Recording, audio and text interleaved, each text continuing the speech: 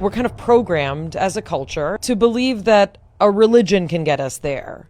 A guru can get us there. People go to the guru because they want a pill that's going to make them more spiritual and make them happy and successful. It doesn't work like that. When you finally get to the point that you give up trying to control anything, you'll find that everything you need falls right in front of your feet. This reality that we see in front of us, all of this is a data stream to a consciousness. But you have to interpret that data. You interpret it in terms of your own experience. And if it's outside your experience, it just leaves you with a feeling I can't describe.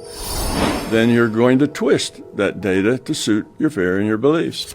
If you don't have any fear and beliefs, you're more likely to get it straight up. If you are autistic, then the intellectual side of your mind, it doesn't work like everybody else's. Can you hear what mom's thinking? Sure, it's all in the database. Doing research in consciousness, I learned that it's all about love. God is love. There's just one truth, but there's thousands and thousands of ways you can get to that truth. In my model, consciousness is fundamental. That's how consciousness evolves toward becoming love. What's God? It's the larger consciousness system. Science has finally caught up to explain theology. The future isn't a done deal. Your intention modifies the probability of the future. When you have a thought that you want that person to be healed, you're just changing the probabilities toward them getting more healthy. The process is not fundamental. We make up a process. I call these tools. So it can be chants, it can be burning incense, it could be having a statue of the Buddha, it could be anything that's part of your process. But there's only one active ingredient, and that's consciousness. All the process does is help you access that consciousness and apply it. It's not all the stuff you go through. That's just preparing your mind. And one of the things that makes that work is if your intention is a good intention. You throw the coin in the wishing well, I wish for $1 million.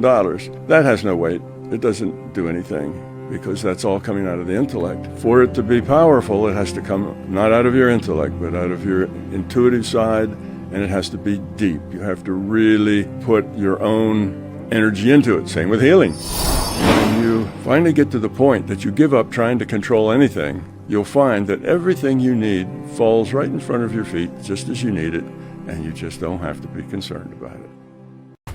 Is past lives a thing? Basically, it's a wake-up call, and it just says, reality is more complicated than you thought. That's the way reality works. You have to tell the database what it is you're looking for. What is a reactivation of trauma when people feel triggered? It's just fear. So here's the question everybody wants to know. How do you change who you are? There is a deep thing inside of you that says, I want to be different. I want to not be reactive, not get angry, not get upset, not even get stressed. This is maybe one of the most important clarifications in terms of extrasensory perception that I think is out there. Learning paranormal things is an exercise that you go through to help develop your intuitive side. But that intuitive side opens you up to becoming love, opens you up to more information, more choices, a bigger decision space, and suddenly you see yourself as a part of something a whole lot bigger than you.